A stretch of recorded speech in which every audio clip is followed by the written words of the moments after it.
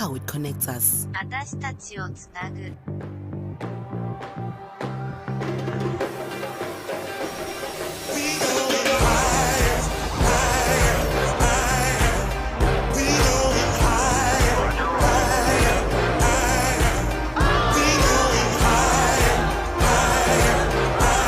At Absa, we believe in helping people find a way to get things done. We call this Africanacity.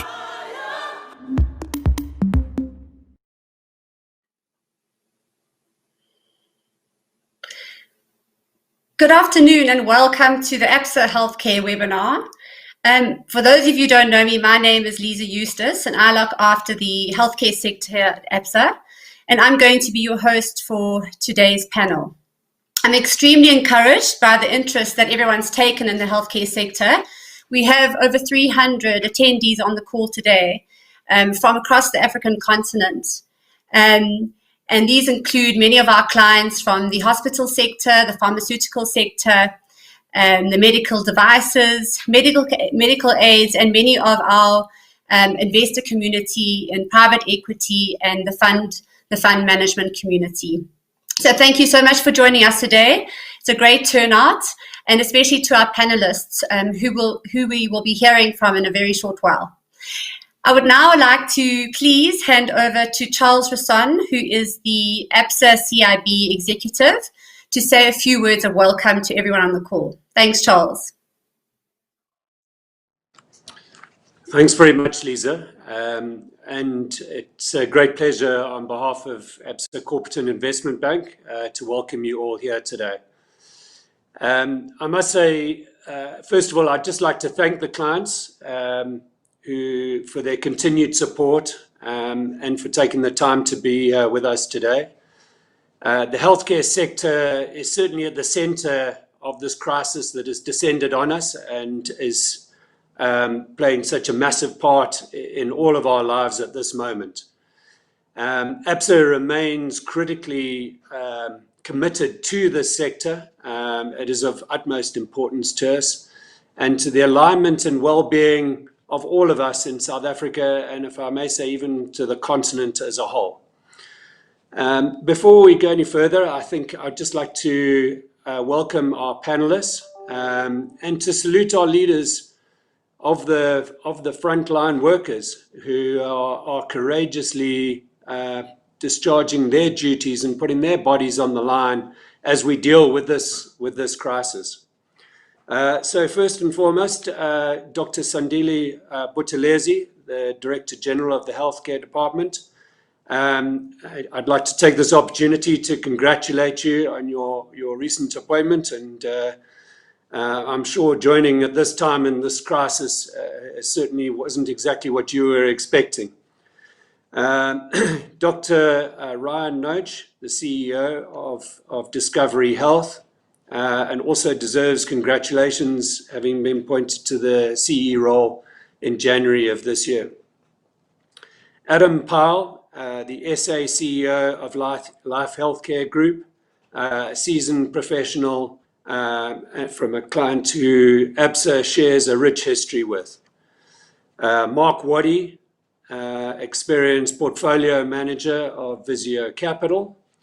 And then Dr. Anuja Joshi from Absa Equity Research Team and our sector expertise lead. I think as we reflect on this and the current times, I think we all absolutely appreciate the massive uncertainty that we are all grappling with in this, be it in our daily lives or in the work environment. And I think all of us gain from the richness of the conversation and the sharing of ideas as to how people are grappling with it. But innovation and the need for increased digitization are certainly at the forefront of everything that we are grappling with and dealing with today, whether it be in the actual work environment or in terms of our ways of working. So before I hand over to Anuja Joshi for her views on the impacts of COVID-19 on the healthcare sector, I just want to close with a remark just to say, thank you very much for your time today. And hopefully this session, earns the privilege of the time that you've dedicated to us, and the insights and the expertise that you gain from this discussion and from the Absa colleagues. Hopefully you find of enormous use to you. And I certainly look forward to engaging with you in future in a face-to-face environment. But from my side, thank you very much. Thank you, Charles. Good afternoon, everyone, and thanks very much for joining us today. For the benefit of broader audience, we thought it would be good to provide a quick snapshot of South African healthcare sector and impact of COVID-19 before starting our panel discussion.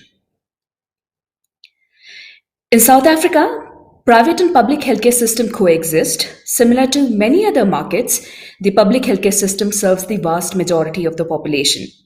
Overall, healthcare expenditure is around 8.8% of GDP. This compares with an OECD average of 9%. Most of the private healthcare spending is done through medical schemes, which cover around 15% of the population. Membership is somewhat concentrated with the two largest medical schemes, Discovery and GEMS, accounting for over 50% of the members. Life Healthcare, Netcare, Mediclinic, and National Hospital Network account for majority of private hospital beds in the country. It has been widely acknowledged that the country has shortage of doctors. This shortage is attributed to the continuous rise of immigration and increasing burden of healthcare requirements. So South Africa reported its first COVID-19 case on the 5th of March. This was followed by a national lockdown from 27th of March. So far, country has reported over 200,000 cases, with Gauteng and Western Cape accounting for over 60%. Interestingly, death rate due to COVID-19 so far has been significantly low as compared to other countries. One possible reason for this could be relatively low median age in the country. With the implementation of lockdown, elective surgeries were deferred and all the three GSA-listed hospitals reported significant decline in their occupancy in April. This led to the hospitals making losses at the EBITDA level. The lockdown was eased from May, and this saw a rise in occupancy in the hospitals, although not to the pre-COVID-19 levels.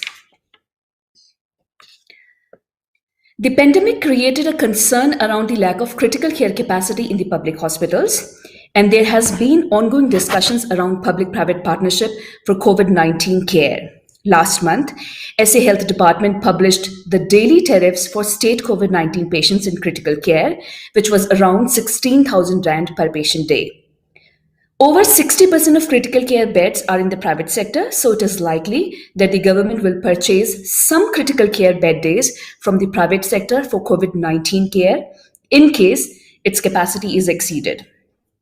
Given high fixed cost nature of the hospitals and excess capacity, the treatment of state COVID-19 patients will increase occupancy and provide operational leverage to the listed hospital groups. Despite these positive developments, investors have the following three concerns. The first concern is that the state patients will displace higher margin private patients. It is unclear whether government can force private hospitals to take public patients at the expense of private patients, although this seems unlikely in our view. Also, it remains to be seen what the actual difference is between the government's prescribed rates and the private rates. Perhaps our panelists can provide some color on this aspect. Second concern is that there may be delays in payment or reimbursement from the government. And the third concern is that the agreement between the parties may serve as a precedent for future. This is critical given that the government has announced its plan to enact a national health insurance plan over the next decade or so. The concern here is that the lower profitability, if that is the case, will persist once NHI is enacted. The three hospital groups have widely different levels of debt. On one hand, Netcare has had net debt to EV below 15% and net debt to EBITDA of below 1.5 times. On the other extreme, Mediclinic has had a relatively high level of debt with net debt to EBITDA of over 3 times in last 2 years. With the lower occupancy in the June quarter, debt concerns have emerged in investors' mind. Both Netcare and Mediclinic have, however, negotiated near-term covenant waivers with their lenders. This should allow them some respite in the current tough environment. The bulk of hospitals' payments are sourced through medical schemes, so medically insured lives are key to their success. This in turn depends on the formal employment in the country. We note the National Treasury's recent estimates of formal job losses of between 690,000 to 1.8 million, depending on the severity of GDP contraction. We, however, highlight that the number of medically insured lives has tended to remain resilient even in crises such as in the aftermath of the global financial crisis. Perhaps our panel can provide some color on the outlook of medically insured lives in the country. This chart shows the annual performance of the JSC listed hospital groups against the JSC All Share Index. The hospital groups tend to lead the All Share Index in a sharp recessionary environment. Looking at 2008, we see that hospital group's share price fell ahead of the fall in the JSC All Share, but then recovered while the JSC was still delivering negative returns. If history were to be a guide, we could see a similar relative performance this time around. In conclusion, the current crisis has so far been a negative for the listed hospitals, with reduced occupancy in April and May, concerns around public-private partnerships, lower profitability, and concerns around debt covenants. As cases climb, however, we may see above normal occupancy levels as the hospital's capacity is stretched. This may prove to be a silver lining for the hospitals, although there is a high uncertainty around this at present. Historically, hospitals outperformed in a sharp recessionary environment, although they do fall initially in line with the rest of the market. On longer term view, there is still an uncertainty around NHI impacting private hospital margins, which may continue to dampen investor sentiment. That's all from my side. Thanks for listening. I hope it gave you an understanding of the current state of the industry. Please refer to our recently published sector updates for further details. With that, let me hand it over to Lisa, who will be hosting the panel discussion. I thank our panelists, Dr. Sandile Buthelezi, Mark Wadley, Adam Pyle, and Ryan Notch for taking the time to talk about their views. We hope it will be useful to the listeners. Thank you very much. Thank you, Anuja, for setting the scene so well for us today. And I have to agree with Charles. I do look forward to the day when we can host these webinars face to face. It's almost like talking to yourself on screen here. So, to that point, please can everyone who has dialed in today make use of Slido for any questions. I'd really like today's discussion to be very interactive, and I promise to try and get to all your questions along the way. So if we could just maybe kick off into the panel. I suppose, many of us during these times have really been thinking a lot around the constant battle that the government and ourselves have been thinking around balancing healthcare and people's lives with that of the severe economic fallout that the lockdown has come with, either of which seem almost impossible to win. So what do we know on the healthcare side? We know that there have been about 225,000 confirmed cases off the back of 1.9 million tests undertaken. We've had almost 20,000 hospital admissions since the start, and at any one time now, we've got probably 5,700 admitted, of which 6.4% are ventilated. This is obviously compounded by our death rate, which has been quite consistent below 2%, versus the global rate of near 7% on the latest stats that I've seen. So then you have to compare this to the contrast of the unemployment rates of 30.1% as it currently stands. And by all accounts, we expect this to increase given the number of Section 189 stories that we've seen in the newspaper of late. Not to mention the simple fact that many forecasters believe that South Africa is going to take between 4 to 5 years to get back to pre-COVID levels, unless there is some significant economic reforms and get us back onto the higher growth path. Both very difficult scenarios to think about. And so with that in mind, Dr. Buthelezi, if I may open the discussion with you, thank you very much and congratulations again on your appointment. Given this backdrop and and the context of the numbers. Perhaps we can start off the conversation by you giving us what your views are of how COVID-19 has played out in the context of these numbers, perhaps touching on whether you have believe in the accuracy of the numbers that we're seeing, views on the somewhat lower death rate that we're seeing in South Africa versus the global numbers, lockdown effectiveness, and maybe the capacity of your hospitals in the current situation. Thank you. Thank you very much, and good afternoon to my fellow panelists and everyone who's logged in. And thank you for giving us an opportunity as the National Department of Health to participate. Of course, that's a very difficult question to ask because one, we are dealing with a situation that we never anticipated, it's the first one in our lifetime, and I really pray that it's the last time that we have such a situation.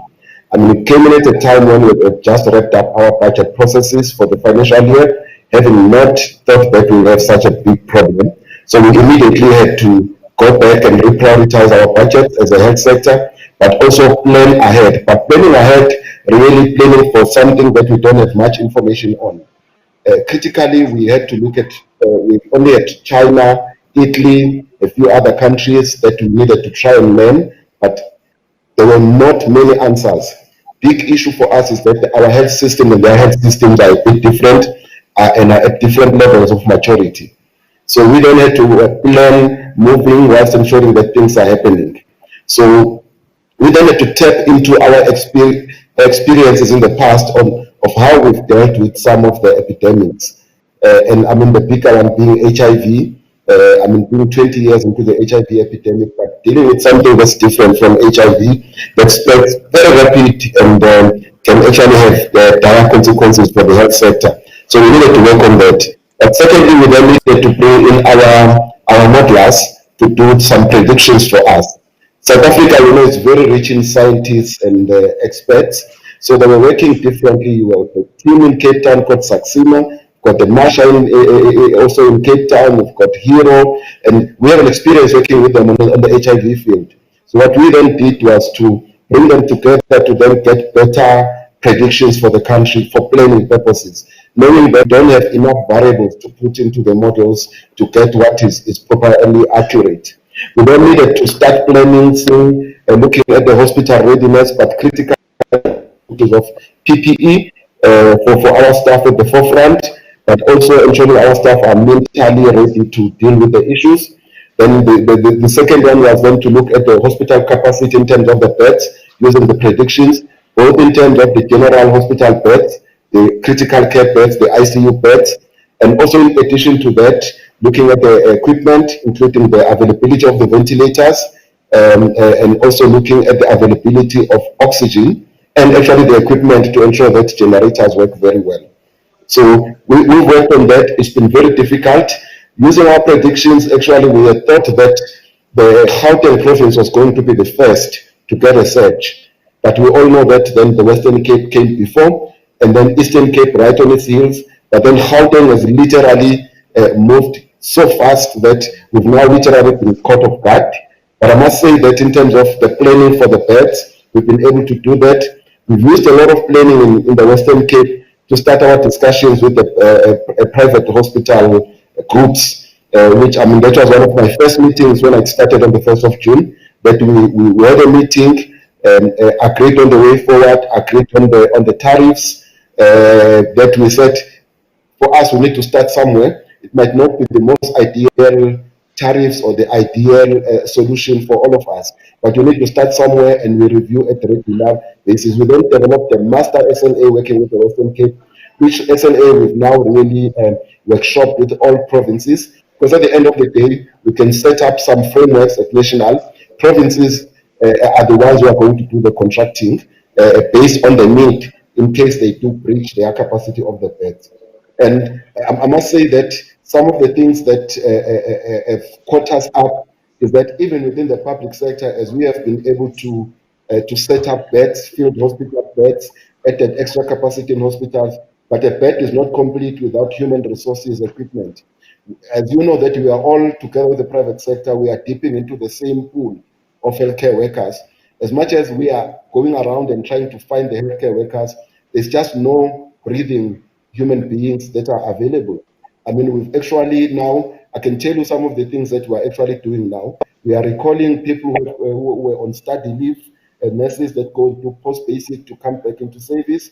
We've actually asked every recruitment agency to tell us how many nurses they have, so that we are actually sure that we have these people available. We've looked around in terms of the funding, and for sure, with the leadership of the president, some money has been made available, but it's not enough for all of us. But what I can say is that the collaboration with the private sector at this time is very important, not for us, but for the South Africans that we are all serving, but also for future collaborations in terms of the NHI, because it's not whether we're going to have an NHI, the matter is when. I mean, the parliamentary process is almost done. Then we'll be moving on with the next step. So there's an opportunity to start strengthening the relationship, learn from each other, share experiences, share the resources, and see how we actually compensate each other as we move forward. I mean, in conclusion, what I want to say is that it's very difficult to deal with COVID because, firstly, we don't have any proven pharmacy intervention. Of course, we do have dexamethasone for your intubated patients that we've started using now, but most of the treatment is actually supportive. There's a number of trials going on that we hope. I mean, some of them have been very disappointing, but also our major issue now is on the use of non-pharmaceutical interventions. And based on that, non-pharmaceutical interventions are really about behavior change. So I've just dropped out of another meeting now where we're presenting what are the approaches we're going to use to enforce behavior change. Because at the current stage, it's mainly going to be behave. COVID is here to stay with us, so it will not be defeated at the hospital level, but at a community level by ensuring that we implement a mass communication campaign where we actually work with different with different groupings in the municipalities at a ward-based level with the church leaders and everyone to actually start and moving forward. I think that's where actually we are without belaboring many points. Thank you. I can hear you've been very busy, and still there's lots to conquer as we see Gauteng coming into a bit of a peak area. Maybe if I can just to build on that from the public sector, move into the private sector to Adam and Ryan, who both represent two very important sectors in the healthcare space that are very intertwined as well. Perhaps, with 4 months now since the lockdown, you can provide us with some of the views on what you think the unexpected consequences have been on COVID-19 on each of your businesses. And Ryan, maybe we can start with you. Discovery always has some very interesting stats coming out, and maybe we can talk a little bit about what we're seeing there and how this is impacting your business with regards to, perhaps there's increase in claims and the pressure there on some of the solvency ratios potentially now into the future in your business, not Discovery, but the sector as a whole. Thanks, Lisa, and thanks for the opportunity to participate today. Great to be on the line with you and these esteemed panelists. As the DG described, it's been a surprising period for us. And having taken this role as Chief Executive effective from the 1st of January this year, it's been an indoctrination of fire for me, much like the DG's arrival as well. I think, Lisa, what's pleasing when one looks back is that actually I feel as a country, through decisive leadership from our President and our Minister of Health, the country is in a much more favorable position than it could have been. I think from a healthcare sector perspective, to date, we've actually coped astoundingly well. We see very highly developed healthcare sectors in Italy and New York having collapsed under the pressure of COVID, yet having been through what we think is probably close to the peak of an epidemic in the Western Cape already. The healthcare sector coped astoundingly well, and I think that is pretty reassuring. And then at a societal level, I think what's pleasing is that there's been this solidarity that's been a feature of the whole process, not only between public and private sector in the healthcare sector, but right across the board It feels like we've all stood together, united as one, to really combat this COVID-19 situation. You asked what has changed, and so much has changed.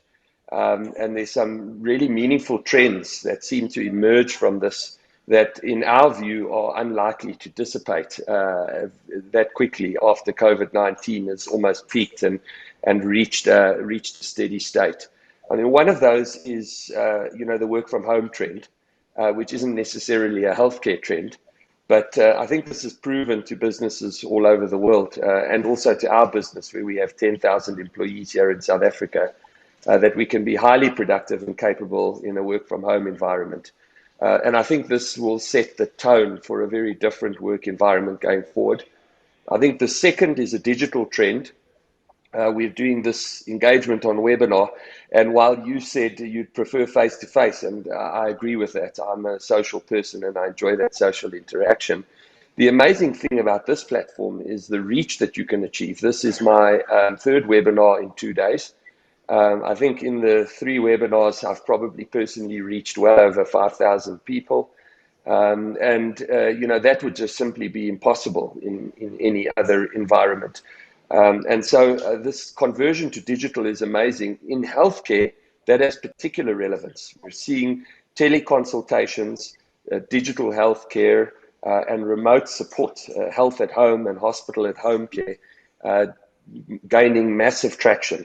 And wherein we used to find driving engagement and take up difficult, now that's just jumped, amazingly. We've seen well over 1,000% increases in virtual consultations on our Dr. Connect virtual consultation platform. And I think that's representative of a similar experience across the world. I think a third really big theme is what we've seen from a utilization perspective. We've seen healthcare utilization drop dramatically, which of course hasn't been easy for the hospital groups to cope with. Anuja described it in her, in her good summary up front.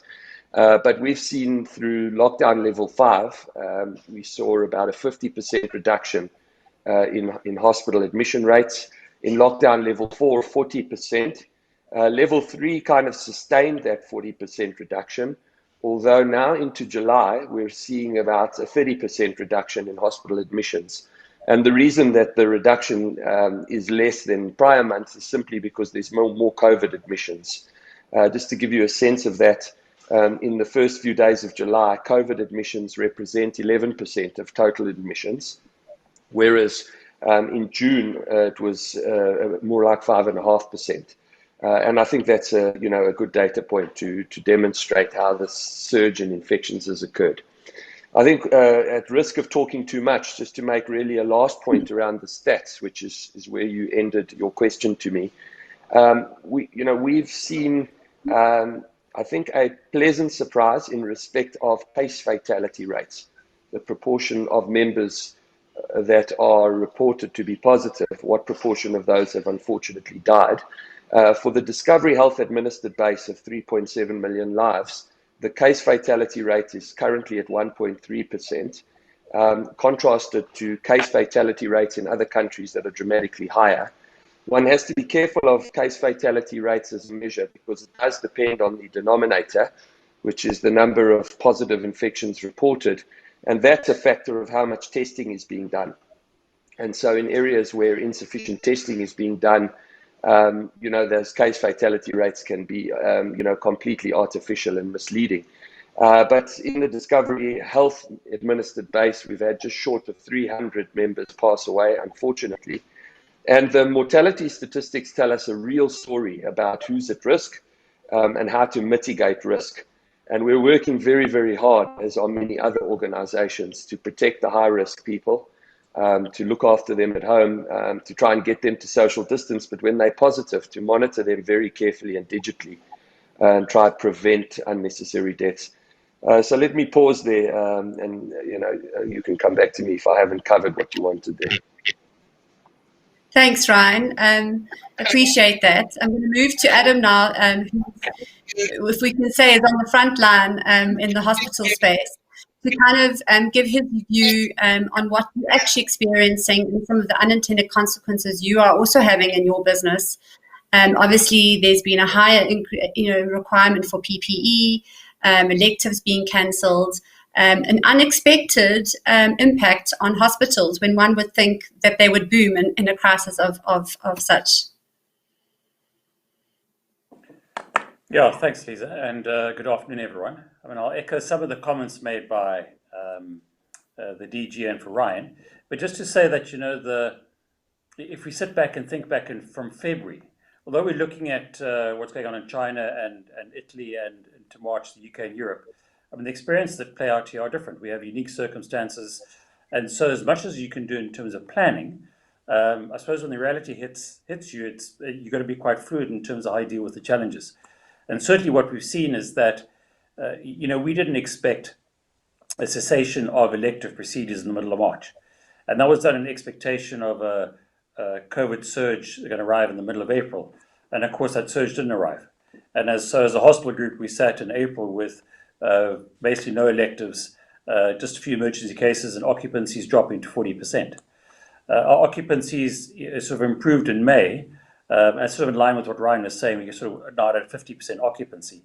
But what you are seeing is, a sort of increase in COVID cases, but sort of a reluctance in terms of individuals, understandably, to go to hospitals for elective cases, but we're still doing that. There are a lot of hospitals we don't do elective procedures anymore at the moment. We've sort of postponed them while the COVID numbers come through.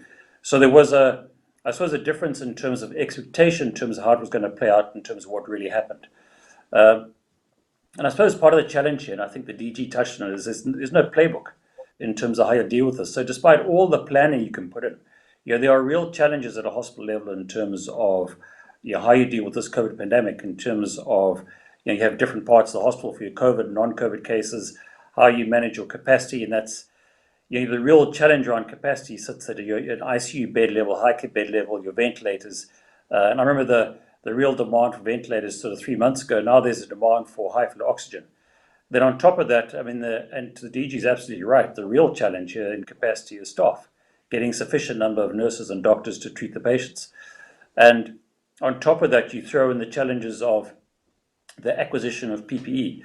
I mean, that has eased. The prices have gone up substantially over the last 3 months in terms of what you pay for gowns and masks, etc. And it's just because of a worldwide demand for it. In addition, when we were trying to purchase in sort of April, when everyone was in lockdown, it's not just a purchasing challenge, but it became a logistics challenge in terms of how exactly do you get the PPE stock to South Africa and into your hospitals. So those are real challenges. And then I suppose the last two, importantly, is that how do you keep your staff and doctors safe in this environment? And and within that, you're applying the rigor of your guidelines and protocols to all your staff and doctors continuously is a real challenge. And particularly while you have community transmissions. So it is a real challenge, and there's real pressure on the staff. And so my last point in this is that I suppose one does underestimate the pressure that gets put on the frontline staff, because there's real pressure every day and every night. And it's really surprising to see. I mean, it's not surprising. It's fantastic to see the resilience of staff, the caring nature, and Ryan touched on how people are standing together. We have doctors who are actually doing nursing. There are surgeons who aren't that busy, and they're getting to the hospitals to help the nurses. So you are seeing that coming through. You're seeing a lot more collaboration between the different doctors and hospitals. The interactions with the public sector and private sector have been really good. So those are kind of sort of been the issues we've been facing the last few months. And I suppose my last point in this is that the rollout of this pandemic has been a little different. I mean, the DG thought it was going to be in Gauteng as a starting point. And we initially saw it spike for us in KZN, and then KZN sort of dropped off. And then it went into the Western Cape, and now that's dropping off, and the peak we're experiencing is the Eastern Cape and sort of the Northwest, with Gauteng and KZN are not far behind. So the regional rollout of the COVID pandemic was not quite what we expected. Yeah, thanks, Adam. And you touch on a very important point around staffing in terms of nurses and doctors, and it's something that I want to touch on a little bit later. I can see on the slide there are many questions being asked around that, and it'll be one for the DG in a moment. But just for a second, I'd like to move to an investor point of view, Mark. be interesting to hear what your views are regarding the recent developments in the sector around the impact of COVID-19. Are there concerns around investing in healthcare equities, views on triple Ps and how effective they've been, and potentially, are there concerns from an investment portfolio perspective around possible payment delays from governments through these PPPs? Hi, Lisa. Thank you. And thank you for the opportunity to be on the panel. It's very easy to sit as an investor and complain about the excessive supply and demand shocks that we've seen over the last few months and the share price reactions to that. But I really must pay tribute to the panelists in front of us. They are the frontline workers facing this epidemic hands-on. So thank you for all that you guys are doing. It's easy for me to sit and comment from the sidelines. That said, it has been a very difficult environment to invest in. But it would be remiss of me to not remind everybody that prior to the COVID environment and crisis, some of the hospital stocks in South Africa particularly were already facing a difficult environment. Anuja has alluded to a number of the macroeconomic factors already: weak economic growth, employment growth, stagnant medical insured lives growth, etc. And the response that we've seen from the medical insurers like Discovery, network deals, pricing pressure on tariffs, more restrictive admissions criteria, etc., those have all had an impact on the hospital groups' profitability, their margins, their occupancy levels, etc. And we've seen, I guess, a lot of that already baked into the share prices for these companies over the last 6 or 12 months. So that was the environment in which some of these companies went into the COVID crisis. And as we've seen, and as Adam has alluded to, in the recent results to the end of March, it was very clear that the lockdown, the reduction of elective surgery, and I guess scared people not going into hospitals, the reduction of acute trauma injuries, alcohol-related injuries, etc., have all led to a massive reduction in the utilization of private hospitals, but also public hospitals. So lots of empty beds, and that's been very bad for profitability for the sector. That has highlighted concerns that have been lingering in the background for some time related to the leverage that some of these companies have, the debt metrics that they have. And so investors have clearly been quite cautious. And that's, again, been reflected in the sort of 20-30% reduction in their share prices since the onset of lockdown and the COVID crisis. I guess, encouragingly, we have seen, Ryan just alluded to it now, and Adam has spoken about it in the results, as have Netcare and the others, that there has been a pickup since the trough in April. There's been a pickup in utilization of their hospital beds as some more elective work has come back in, as well as obviously a surge in COVID cases. So that's clearly going to be good from an operational metric perspective. But the difficulty for investors is looking forward. How long does this take to resolve? Who comes out the other side, and in what form? I think the South African hospital groups, by and large, are well managed. Adam, I'm sure you'll take that compliment. Their balance sheets are relatively strong, and so we do think they'll come out the other side. But as Ryan has alluded to, there are a number of things that are changing in the background. Telemedicine, digitization, all of these sorts of things are helping to move the healthcare landscape to a slightly different place. And there are some beneficiaries of that. We've seen that with the likes of Ping An, Good Doctor, who have a teleconsultation platform.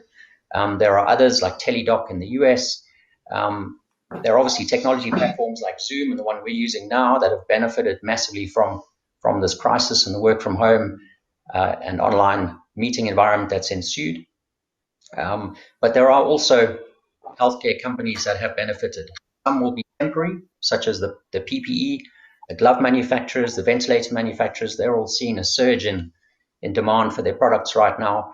But going forward, there will also be changes like the telemedicine and digitization, things that I've just mentioned. And clearly, in due course, there will be a vaccine. And while there are over 100 different vaccine candidates currently in progress in some form of clinical trial, it's very early to say which ones will be the front runners. But as an investor, there are a number of opportunities that have arisen out of this crisis. And clearly, that provides some hope for some of the portfolios that we're running. Just in terms of your question around PPPs, this is such an interesting topic, and I could talk for a long time about it, because there are so many opportunities in the space. we're the ones thinking about the delivery of healthcare, or maybe even the structure of how healthcare is delivered. And let me elaborate. Some time that I spent in the UK, and Adam will probably remember these days in the UK as well, through the contracts that Life Healthcare was involved with the NHS. But the NHS went through a whole public-private procurement process. They started very small. You would deliver maybe 100 cataracts or 100 hip replacements, and you'd be paid X or Y for those contracts. Very simple contracts. And what we learned from those was the efficiency that could ensue from those, the new pathways, the quality metrics, and the key performance indicators that could be wrapped around some of those small contracts. And then over time, they got bigger and bigger, and a bit more complex. And I think one of the upshots of that was that the NHS learned about price discovery. They learned how much these bundles of care could cost, and how they could control the delivery and the outcome measures that companies produced on the back of those. So when I think about PPPs, I think about some of those experiences. I think there's some exciting opportunities in that space that could be translated into South Africa. It's not to say that South Africa doesn't have PPPs right now. There are some already in place, as the Life Esidimeni contract is one. There are teaching programs and other opportunities like in pharmaceutical logistics, etc.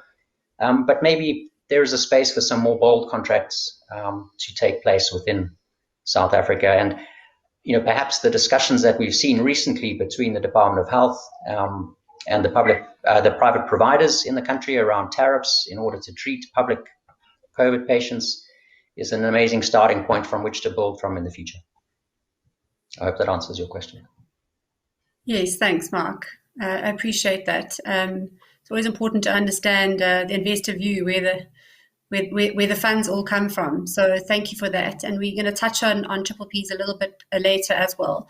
But if I can maybe just take a step back again to the critical question of the shortage of specialists and nursing. Slido questions are going quite crazy along this topic, so I think maybe it's worth exploring. But Dr. Buthelezi, maybe if we can talk specifically about that. I mean, it's very good news that the daily tariffs have been set, and I understand that there are already some public patients being treated in the private sector, which is absolutely fantastic news.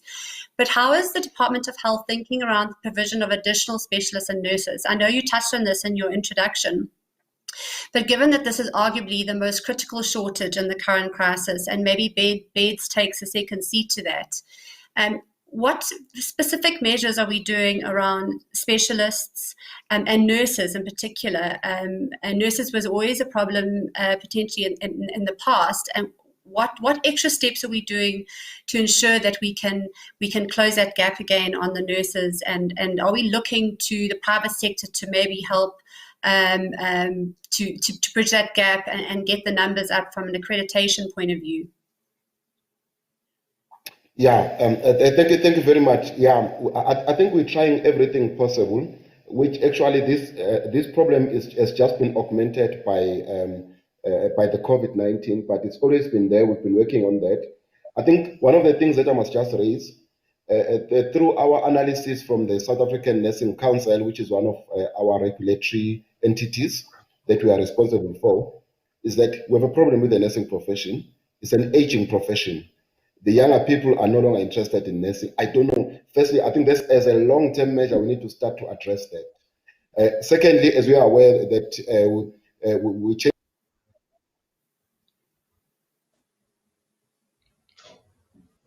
Have we lost the DG, Francois? We seem to have lost him. You can't hear problem. me? What we'll do is, Dr. Buthelezi, you're back Hello? now. Thank you. You're back now. You can hear me? Yes. Okay, thank you very much. We can hear you. No, I was saying that the best way is for us to increase the production of the nurses, but not just the production, producing the right skill. Remember, when it comes to human resources for health, whether it's public sector or private sector, you look at this. I normally call them the 4 C's. It's competent, it's compassionate, it's caring, and then lastly, it's consistency in distribution. Because you'll have more of your nurses in Gauteng, Western Cape, and KZN, but not all the parts of KZN, having worked for more than 20 years in that province. So those are the issues that you need to be dealing with.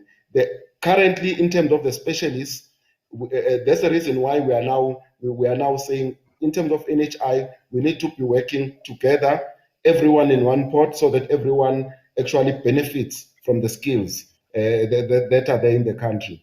But as a short-term measure, we need to consider getting everyone who is either in the UK, in the US, in Australia, to try and get them incentives to come back if possible, whether they are doctors or nurses in UAE and all those countries. The second one is how do we ensure that on the production line we get many people qualifying as specialists. Those we are discussing with the colleges of medicine of South Africa, and also what we call SACOMD, which is South African Committee of Medical Deans, to look at that. One thing that is not sustainable that we are looking at is actually having bilateral agreements with different countries like Cuba and any other country to try bring in some of the people. But I must say that it can only help us in the short term, but in the long term, we need to be looking at the proper production, ensuring that we get people more interested in working in the public health sector, in offering the services. Now, the unavailability of specialists, especially in academic institutions in the public sector, actually affects our production, because for you to train registrars, there are ratios that you must meet in terms of registrars per specialist. So it has a ripple effect for us in moving forward. So in our human resources plan that we have for health, those are all the things that we're trying to address. And it will also be one of the key issues that we will ensure that if we are going through the NHI, how are we going to be able to move with that? Secondly, is on the GPs. We are advanced also in talking on how we work with them to get them in, agreeing on reimbursement models that we're going to be using and starting to implement that. Of course, there are differences in approach in reimbursement modalities. Either you go capitation, you go fee-for-service, or of course, most times you go for your DRGs and all the methodologies that we have in place. So, but we need to be working. The private sector has been there. They are more experienced in terms of working with the doctors, but most of them actually they are not employed by the private sector, but they are independently employed but working with the private hospitals. But I think we can learn a lot in terms of symbiosis and bringing our experiences together to address the issue. And I know it's not only with us, even the private sector, I know currently they are also struggling in terms of finding the right people, because we are all getting from the same pool of workers. Thank you. Thank you, Dr. Buthelezi. Yes, I mean, Adam, maybe you want to comment just very quickly on that from a private sector point of view. I mean, do you think that is there any other workable solution that the private sector could offer in terms of training and as Dr. Buthelezi says, increasing the production of nurses into the hospital space? Look, Lisa, I suppose there's. I was going to say, I hope the public sector doesn't dip into the private sector pool for nurses, because we currently have a shortage as well.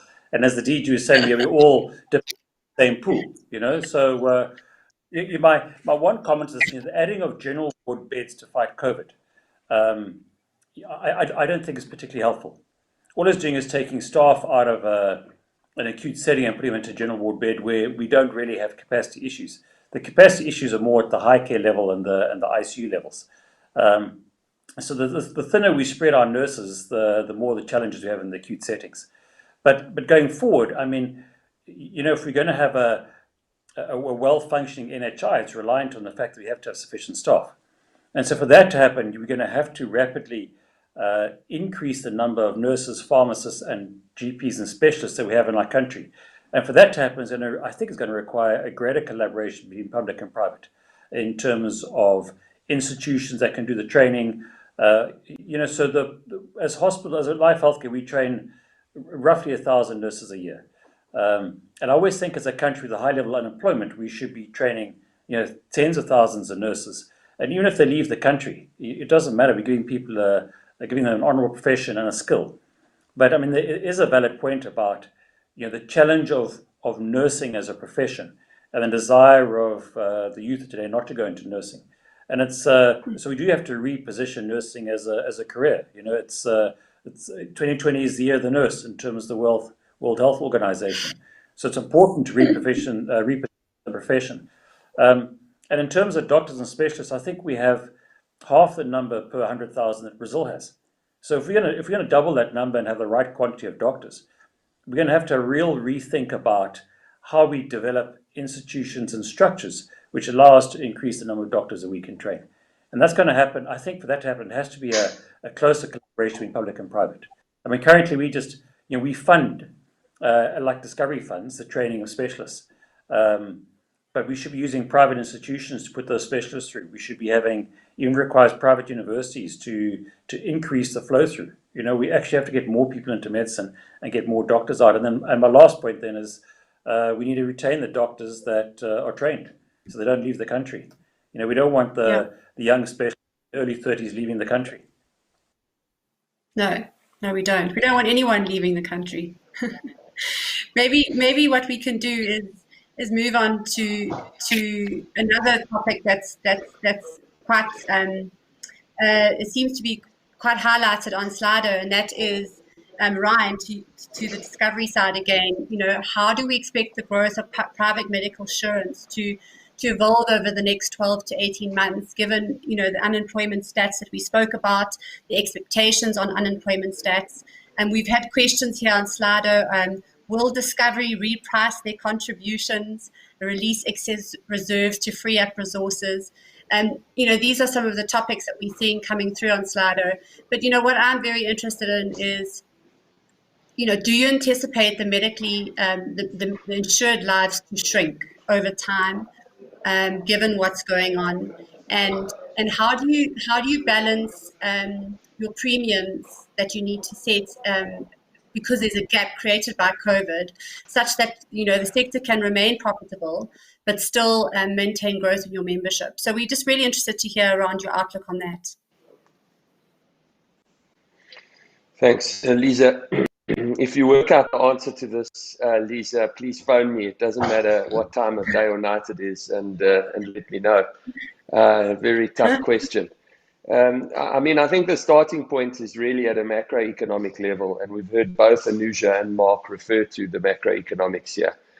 Prior to the advent of COVID, before the disease was even known or documented, we've seen an environment where the economy is under significant pressure, where employment has been retracting and moving in the opposite direction to what we all desire.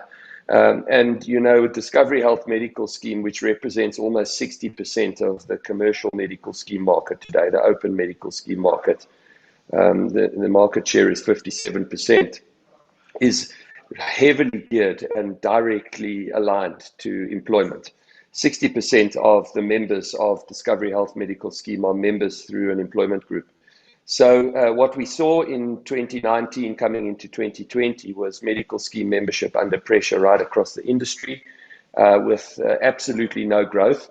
At the same time, no reduction, no shrinkage, but absolutely flat from a growth point of view.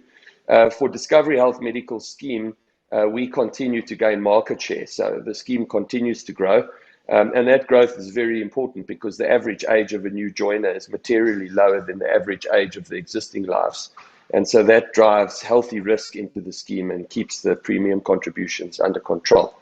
I think looking forward, the macroeconomics have only got worse. And the employment trend, as you highlighted in your introduction, Lisa, is obviously worse. And so we are deeply concerned, to be honest, as is everybody in the sector. In many sectors, because affordability is truly a challenge. I think the one positive message that's important to keep in mind is when you look back in history at pandemics, healthcare challenges, and global health scares, and particularly back to 1918 in the life insurance industry from the Spanish flu, but any local epidemics, including the SARS and the MERS epidemics, which have been more recent outbreaks. The insurance sectors in those regions where they faced those outbreaks have actually done particularly well after the outbreak. Because I think, the psychological impact of an outbreak like this is a sense of fragility, an understanding of one's immortality, and or mortality, and as a result, a flight towards high quality insurance products to provide protection both at a health and at a life level. And so looking forward, we think that probably mitigates some of the economic pressure. Very importantly, on the affordability part of your question, we're working closely with the Council for Medical Schemes to reconsider the prescribed minimum benefits. This is something that's been planned and outstanding since 2006, but there has been progress and traction over the last year or so with a new prescribed minimum benefit package that's been circulated as a proposal by the Council for Medical Schemes. The PMBs, the impact of them is that they determine the entry price into healthcare. And so where you on Slido are receiving questions about can we release reserves to lower the entry price, that's just frankly a misunderstanding of how the economics of a scheme work. The reserves, have no bearing on the operating surplus and operating performance of a medical scheme at any point in time. The operating performance is a factor of the premium received minus the claims paid. And a really well-managed scheme would aim to break even or have no surplus or deficit at the end of a period.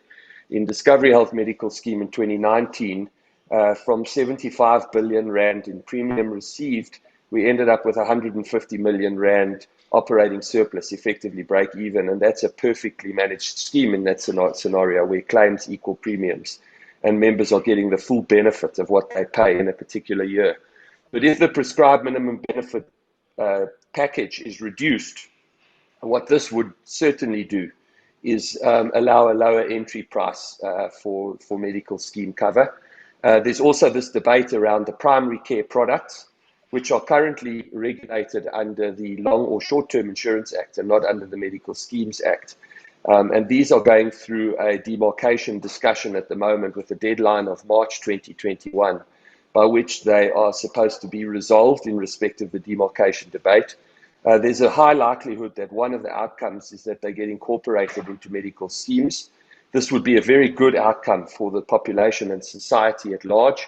In our view, strategically, a step towards universal health care and a favorable step towards implementing an NHI by demonstrating that you can deliver an out-of-hospital benefit package at a price point that's appealing to people who are in formal employment and will be subsidized by their employers. And so, I hope that gives some guidance. Maybe one last point before I end. We have watched the debit order runs, the lapses and the bills from the last 4 months with a hawk's eye to see any signs of anything to worry about. And I must tell you that here we sit in July, 4 months in, and there has been a 50% reduction in lapses of Discovery Health Medical Scheme.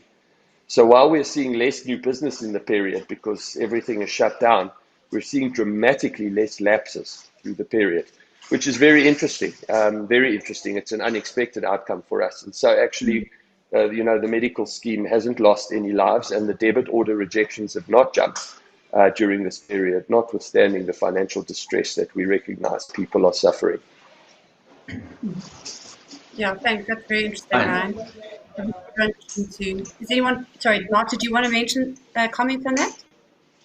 Yeah, sorry, maybe I could just add or just ask Ryan a follow-on question there. Just on the 25% reserve that you need to retain. There's been discussion in the past about, and particularly from yourselves as Discovery, as the appropriateness of that level. And there have been discussions around, if that level was reduced, you might be able to give slightly lower premiums to your customers going forward. Has this crisis accelerated any of that discussion at all? Thank you. Certainly not. In fact, it's put the discussion on hold, Mark. The Council for Medical Schemes has, through its actuarial working group, the ITAP group, been talking to the industry about a risk-based solvency regime. For those who are a bit further away than Mark, the current solvency environment requires a statutory minimum of 25% of gross premium income to be held by the scheme for all members on the 1st of January every year. This is quite an old-fashioned approach to solvency. Almost every other country in the world has moved beyond this to a risk-based solvency environment.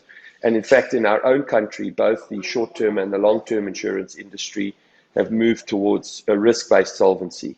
A risk-based solvency approach simply means that you understand the underlying risk dynamics of a population in an insurance pool, and then you price the solvency based on catastrophic events that could happen to that particular population group. So if you take the formula from the UK private health insurance market, where we run a health insurer, and you apply that to the South African private health insurance market, to Discovery Health Medical Scheme, it would reduce Discovery Health Medical Scheme's required solvency level from the current 27%, which it's at today, or the 25% legislated requirement, to about 12%, which frees up more than 50% of the capital held in reserve. Today, the absolute capital held in reserve is 20 billion rand with a B, so it's a large sum. Importantly, Mark, to your point, this doesn't impact contributions. Remember, monthly contributions are a factor of premium received versus claims paid in a month. But what it does impact is the economics of the country and of the scheme. Effectively, what it implies is that it releases 10 billion rand of dead capital that's sitting in cash or near cash, that's being held in reserve today by Discovery Health Medical Scheme on behalf of the members. Of course, the money is in a trust fund, a mutual trust owned by the members. It's the members' money.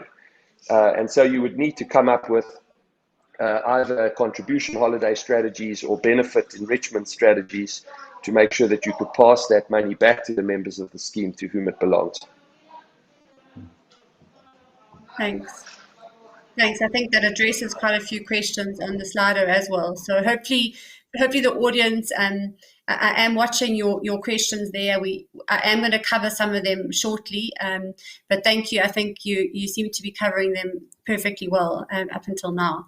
Adam, if I can just move to you from a PMI perspective, Ryan talks of the state of affairs with regards to that. I mean, in the absence of strong growth in the PMI space, how do the hospital groups look to maintain growth and focus on costs? What critical steps do you think that you need to ensure that there is growth in the sector? And what are your concerns with regards to this?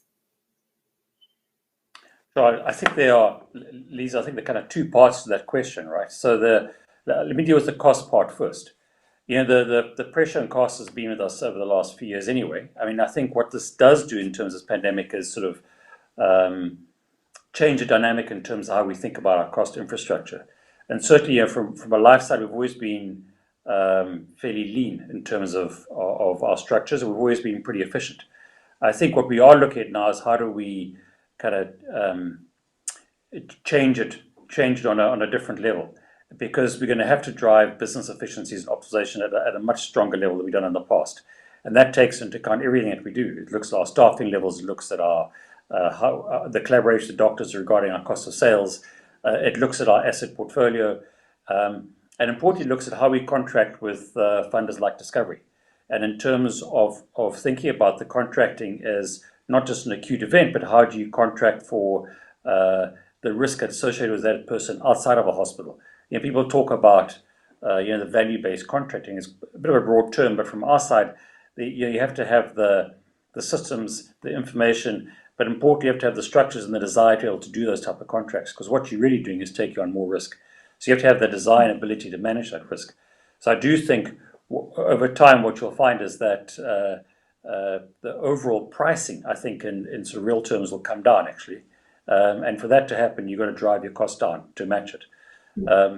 So there's going to be a real push and focus in terms of driving costs and efficiencies going forward. In terms of the market, it's a hell of a tough one, Lisa. I mean, we haven't seen growth for 7 years, and we don't expect to see growth. We expect to see a contraction. I suppose, Ryan's in a better position to answer. It depends on who falls out of the kind of insured base, and my guess would be the younger, healthier people who would fall out, and so you potentially end up with a slightly smaller pool of people, but it's with a worse disease burden and a worse age profile. And so it has a knock-on effect, doesn't it? Because it impacts your the claim ratio that comes through. But in terms of growth, what we've done is we've been fairly clear in our strategy the last 3 years about driving revenue from non-acute sources. You've seen our movement to radiology in Europe. We've made it fairly clear that we want to step into radiology in South Africa, and certainly from our side, we would look at other growth areas outside the acute space, not just the acute, not just kind of hospitals. Yeah, thanks, Adam. I suppose, Dr. Buthelezi, if I can address the next question to you, which relates very much to what Adam's saying, is in the event that some of the medical aid members drop out, and they could be the younger ones, how they're going to land on your doorstep potentially, and how does then the public sector handle the increased volume? And more importantly, how would you better utilize the private sector capacity and capability to maybe assist with the potential increase in numbers of public sector patients? Yes, thank you very much. I mean, it's not going to be something new. It's something that has been happening anyway, because the market has been shrinking. I mean, you know that if you go to almost 10 years ago, you had almost more than 130 medical schemes. We're currently sitting at 76 registered medical schemes with the Council for Medical Schemes. So there are people, well, some of them and quite a few are under administration. So it is a very tough industry, and we are aware of that.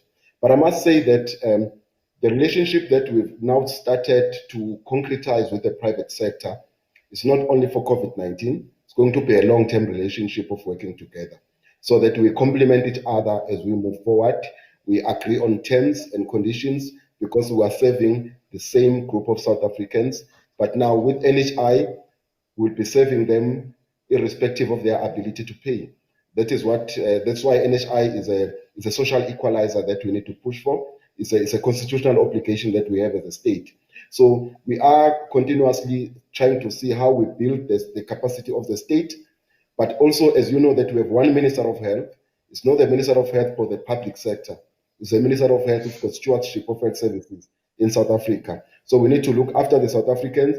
There's no South African who should fall on the road and not get treatment just because they're no longer eligible to be funded through the medical scheme because of some circumstances. So we're working on that. That's what we're pushing forward. And those are the bigger discussions that we'll be taking forward in our discussions with the medical schemes. Of course, based on a number of work that has been done, the health diary and the other issues taken into consideration, we think that we are preparing for that kind of work as we move forward towards NHI. And I'm happy that we have very good cooperation from the CEOs of the big players in the private sector industry, including the NHN as well, in terms of how can we work forward in a collaborative and respectful way going forward. I know in the past there's a term that they used to use, which I think is incorrect, which is called state dumping of patients. That term is wrong. So we need to be working on a way on how do we deal and how do we anticipate such things happening, especially now with the job losses and everything. It's something that is going to happen anyway, and it has been happening in the past. No, thank you, Dr. Buthelezi. I suppose if we turn again to the investor view on this, Mark, Dr. Buthelezi has touched on the NHI, and I actually would like to move to that. How do you see the relationship between the medical schemes and private hospitals changing with the full implementation of NHI over the next decade? I mean, does it impact investors' perspective on the sector? What other developments would you like to see that would make it more attractive from an investor perspective? Yeah, it's a thorny question. And I guess investors don't like uncertainty. So at the moment, it's not clear quite what the shape and form of national health insurance will take. And I guess that's introduced some uncertainty into the South African healthcare landscape. But, if we just step back a little bit from that particular topic, I've had this discussion, I guess, with Ryan and Adam before. But the current model of healthcare in South Africa is arguably not working very well. Everybody is quite comfortable with the status quo. We've got private hospitals, and forgive the simplicity of the analogy, but private hospitals which have operated from a fee-for-service perspective, which are moving slowly towards different reimbursement methods. You've got funders that have funded that arrangement, but are slowly pushing in the other direction, trying to set up network deals, group buying. There are other tariff mechanisms that have been put in place, etc. And obviously, you've got the specialists and doctors who are independent, as we heard earlier, who are quite happy with that environment, and they bill directly with either Discovery or the hospital groups, for instance. And that model doesn't really work very well together in a holistic manner, arguably. And I think there's quite a bit of research. People like Michael Porter have written about this extensively on the US healthcare system, which looks and feels a little bit similar to our private healthcare system, mostly insured kind of delivery model. And so when we start a discussion about national health insurance, or perhaps how should the future of South African healthcare delivery look like, I kind of feel that that's probably where we should be having some debate. Should we be trying to introduce some kind of value-based care system where you have teams of healthcare professionals working together under an agreed, whether it's a capitated or a tariff per treatment episode basis, and then incentivized with some kind of quality outcome metric in the background as well. And that kind of holistic package would certainly deliver better results for patients. Potentially could introduce efficiencies which lower the cost of delivering that high quality healthcare, and obviously introduces some competition amongst the providers who need to compete on those two metrics, efficiency and quality, and obviously cost. So I think that's a nice model to speak about, and clearly quite difficult to implement. It's not been implemented in many parts of the world, and there is no right model. Effectively, there are lots of different models, and very difficult to pinpoint one which is correct. But that is maybe an ideal. And if the discussion around whether it's national health insurance, or even whether it's just the relationship between the private funders and the private providers moving in that kind of direction, I think that would be a pretty amazing outcome. Because as I said earlier, I'm sure everybody would agree that the current system is maybe not quite how we would want to design it from scratch. So yeah, I think from my perspective, it's probably my slightly contentious topic, but I think it's where some of the stresses are between the private providers and the private funders, and some of that has been picked up through the health market inquiry.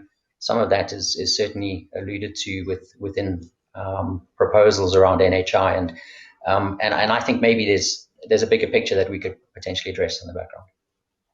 Yeah, thanks, Mark. I think that NHI is a big topic, and we have covered this before on our healthcare webinar. In the last one that we held. But maybe, Adam, I can ask you to weigh in here. And I am conscious of time, so I'm going to get everyone a last chance to talk about this topic as we close off, because I think it is looking into the future.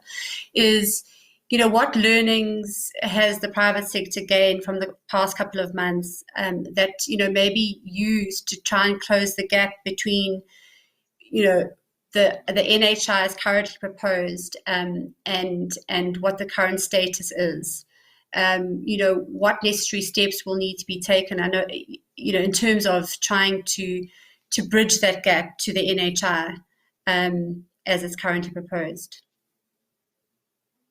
Look, I'll be very brief. I think Ryan wanted to have a comment about what Mark was saying. Just before I talk about that, Lisa, just a question. I do think, though, there's I certainly look at what Life and Discovery have done in terms of contracting. And, we've been sitting in sort of alternative reimbursement models for, I don't know, since 15 years, 16 years. And there's a real progress being made towards, Mark, this kind of value-based contracting. And so there has been quite a lot of progress in that regard. But I suppose, Lisa, the key thing that take out from COVID in terms of moving toward an NHI is that, if you don't have enough doctors and nurses, it doesn't really matter what the system looks like or what you call it. The fact is, if you have a shortage of nurses, shortage of doctors, it doesn't matter how you spread that number out across the population, you still have a shortage. And so the key thing here for us is how do we make sure we fix because it's a capacity issue. You can have as many beds as you want, but you don't have any humans there, as the DG said. It doesn't really matter. So for us, it's about how going forward do we rapidly increase the number of doctors in our country and nurses, and that's going to require a whole range of collaboration. The other interesting part is that we've got a radiology business in Europe, and our biggest client in Europe is government. And we've seen that the prices that we charge for radiology in Europe compared to what radiology prices are in SA is fundamentally different and fundamentally cheaper. And so we do think there are opportunities, so your niche opportunities in terms of where private can help public sector, in terms of whether it's in radiology, whether it's in renal dialysis, in terms of helping alleviate some of the burden of care that's currently on the state. Thanks, Adam. Ryan, do you want to maybe weigh in on that, on the NHI topic, in terms of what you think an ideal partnership may look like, and how the medical aid funders will play a role in this? Is there a future, as you've mentioned in your earlier statements? How is technology going to play a big role in bridging that gap? If we can touch on that maybe a little bit more, and then I'm going to ask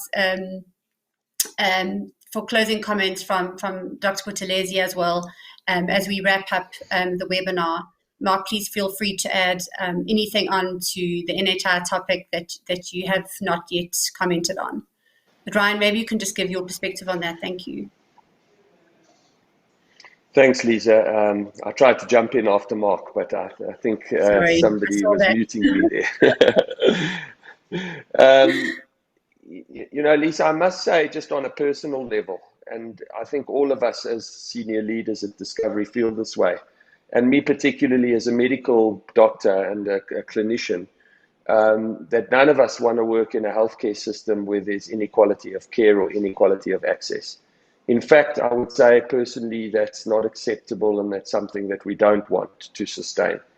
And I think that, partly agreeing with Mark said, though vociferously disagreeing with some of it, but agreeing with the part where he said that in total, our healthcare system is not working as it should. And I think that's right. I think that the large majority of the population do not have the right access to consistent, highly accessible, high quality care.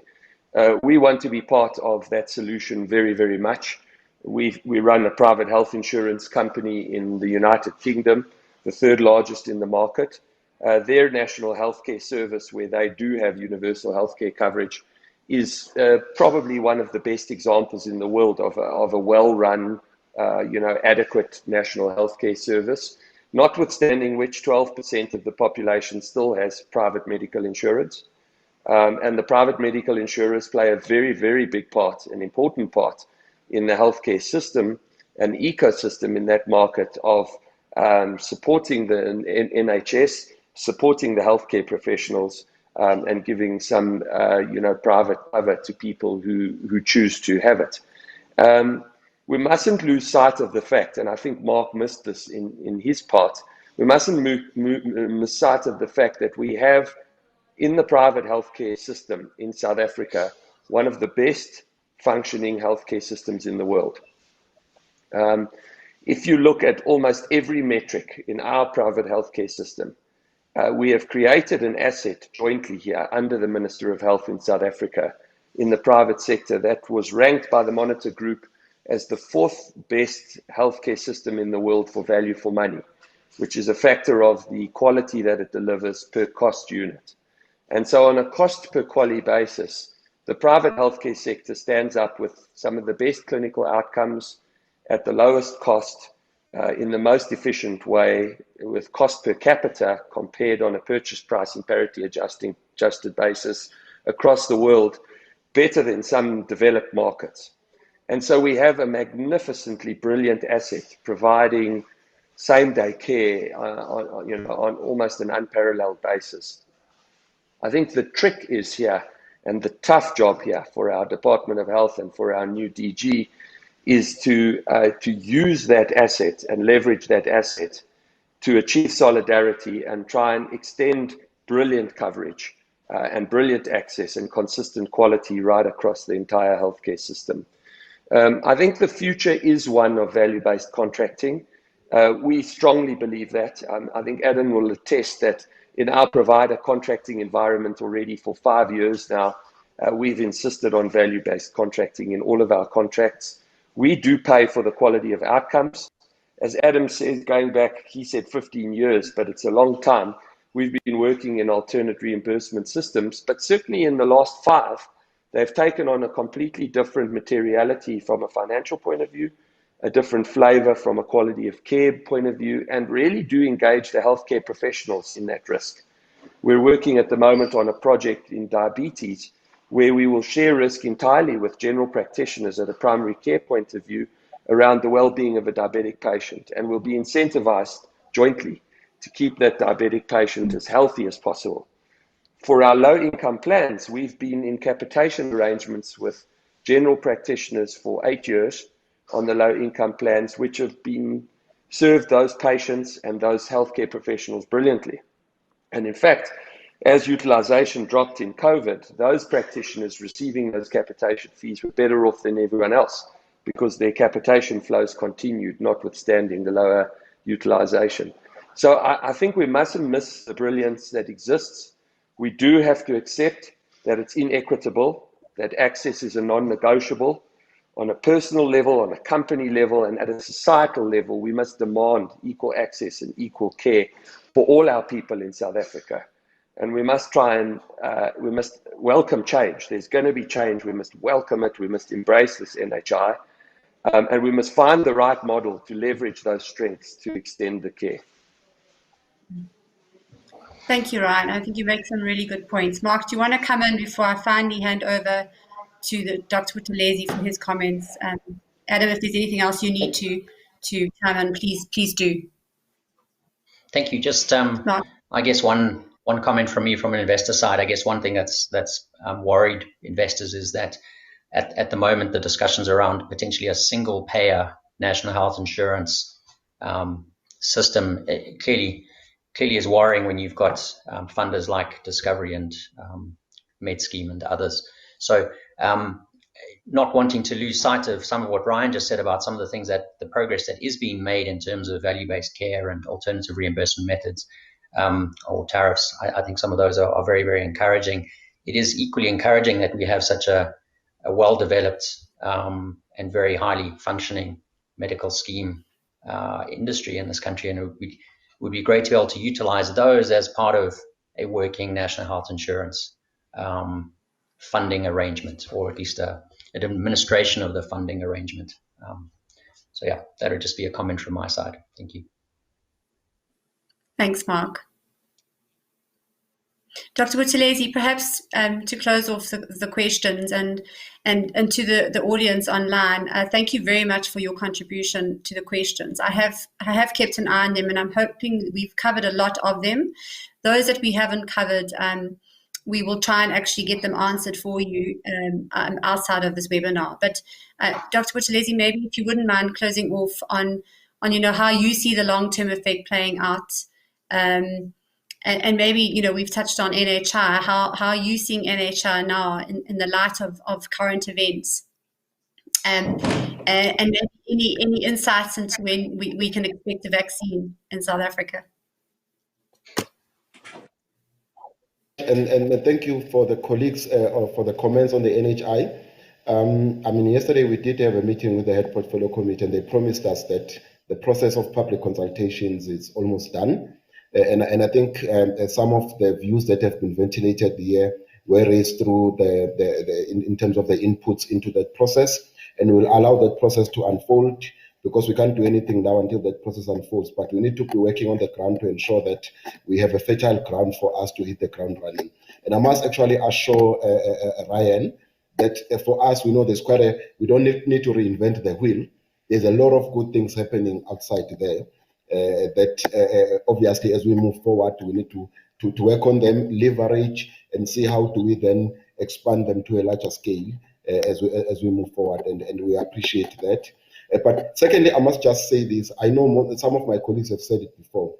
The way the public health sector in South Africa has been structured for years, if you look at the health outcomes, as bad as they are sometimes, but it's short of magic what they are achieving.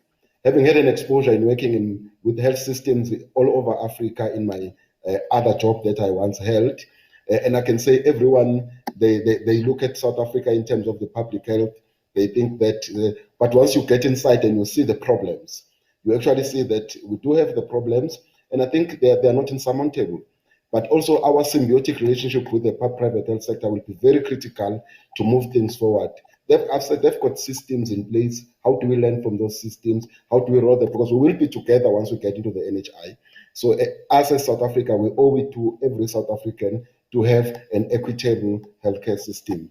Thank you very much for inviting the Department of Health. And thank you, Dr. Buthelezi. Thank you very much for taking time to discuss all these issues today. I have no further questions. If anyone on the panel has any parting words, raise your hand now. But other than that, just to say thank you so much to everybody today for taking the time out. We've used the full time. I didn't expect it. I think it's been mentioned many times from everybody, but it's absolutely commendable what the public and private sector have done as a team, as they've collaborated to fight the COVID-19 pandemic. So, on behalf of Absa, thank you for everything that each of your companies have done to serve the country. I think it only highlights the strength of the partnership that is absolutely required going forward. So that's it from us. Thank you very much. And we look forward to engaging further on this topic.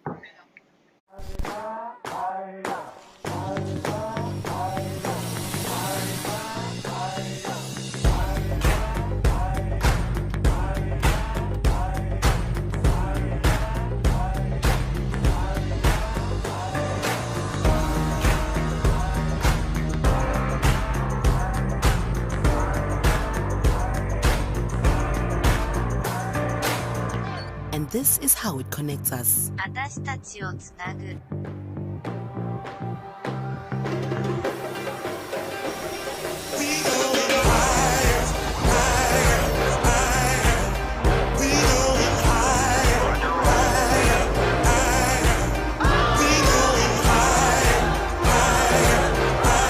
At Absa, we believe in helping people find a way to get things done.